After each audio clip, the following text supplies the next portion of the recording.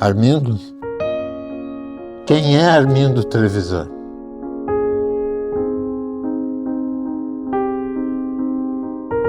Normalmente, tu não faz um poema sobre forte emoção.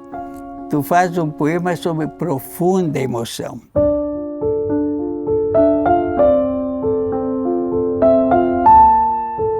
As palavras são parecidas conosco. Elas têm consciente, inconsciente e subconsciente.